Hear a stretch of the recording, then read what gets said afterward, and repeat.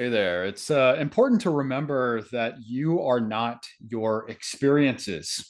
You are the principles and the values that underlie your ability or inability to filter through your experiences in an accurate way, in a way that is going to serve you and push you forward. Okay. So you can experience everything and learn nothing. Likewise, you can experience very little and learn a lot, gain a lot of wisdom from minimal experience. Um, but what's important is building principles that are true and good for one and for all. And by the way, that's the only reason you should ever do anything for the most part, is because it's true and good for one and for all.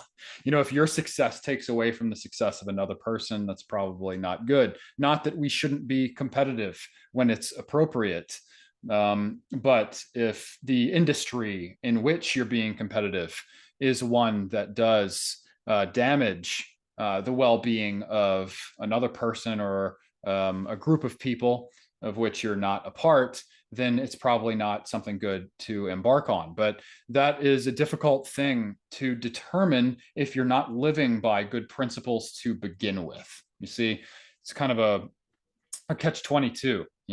How do you sharpen your principles and your values without experience? Well, there are personality traits, and that's one thing that I do, that you can focus on sharpening and strengthening, that will give you a better filter, give you more accurate perception for how to make judgments about things. And that is what I do as a professional astrologer. You can click the link in the description below to get started on booking a consultation. But that's not what this is about.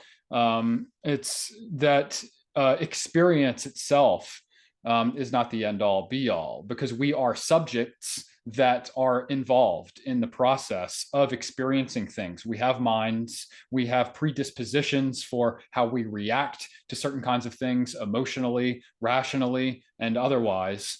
And if we're driven by our emotions or driven by our egos, then we are going to be the center of the universe in our eyes. And the truth is that we're not the center of the universe. We may be the center of our own perception of the universe, but there's a lot more to sharpening your principles than just experience, right? It's a very rational process.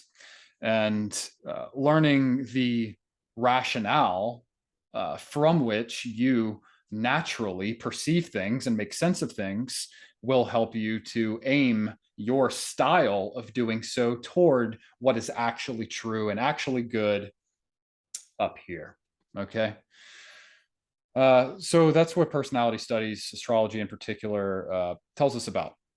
Our behaviors and our experiences are only worth so much if they do not have a context from which to understand them and improve them. Okay. We have to have goals. We have to have principles that align with those goals. We have to have values, put more weight in this thing instead of that thing in order to get that or to go there. It's important to, as David Hawkins said, a renowned psychiatrist,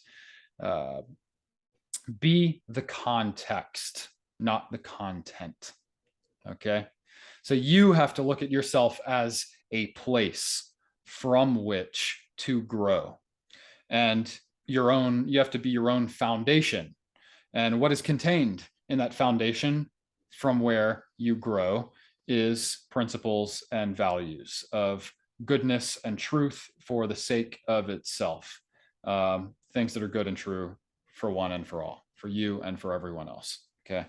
And that's when you know that you're actually serving the people around you as well as yourself, and not giving too much to them without holding enough for yourself, or vice versa. The narcissism / doormat spectrum is really one and the same. Narcissists over here only care about themselves. Doormats over there come off as if they only care about other people, but really both of them only care about themselves. You know, if you're a doormat and you're giving everything to everyone else, then really you're a fool. You have a false sense of virtue uh, from how it is that you're interacting with people. But if you are not treating yourself well and respecting yourself, then it follows that you don't actually have a basis from which to treat other people well, all the same. So it's very important. All right. Philosophically, what putting all of our weight in experience tells us, fallaciously, is that experience is the basis of knowledge. And it's just not. That would be the philosophical school of thought of empiricism, that we know what we know based on whether or not we can experience it and how we experience it. And to be honest, not only is that not true, that it is the case that we can know things intuitively without experiencing them. Depends how cognitively agile and competent we are. But it's also the case that wisdom is actually more important than knowledge. You know, it's not knowledge itself that we should be seeking all the time. We should seek certain kinds of knowledge to achieve certain kinds of ends. You know, that's a categorical judgment that we're making. But wisdom is the ultimate goal in learning anything. You know, the details of it are important in order for us to get the job done. But it's the big picture and how this task and how this thing that we're learning about fits into our grand narrative, our more broad view of how reality works, how human nature works. That's wisdom. You know, wisdom is more about what is true on the conceptual patterned level, rather than on the nuanced material level. We experience things, empirically speaking, we experience things through the senses. And our sense data that we gather is only of use to us if we have a metaphysical context within which to fit that information, or to weed it out, depending on how relevant or irrelevant it is. So it's extremely important to develop that metaphysical part of ourselves, which involves understanding ourselves on a deep astrological personality basis. It being able to observe our own behaviors, and then really contemplating, well, where did that come from? What was driving me there in that situation? Self-awareness is key. Okay. Be conscious of the fact that you are a subject and you are part of a more objective reality, and that you have a duty toward that broader reality.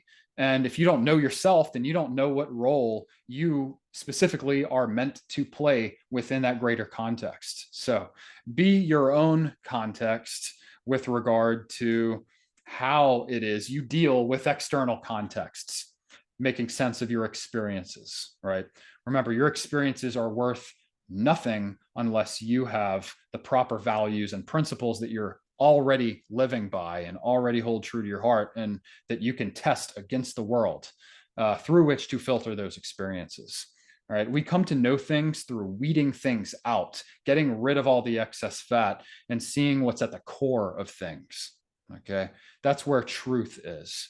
Truth is at the core of a thing that we're trying to understand. It's not in the external distractions. All right. And that's why your experience alone is actually worth nothing. It depends on you, how self-aware you are, and what are the principles and the values that you are giving priority to and living by. That's going to determine how good of a life you're going to live. So thanks for watching, guys. See you in the next video. Cheers.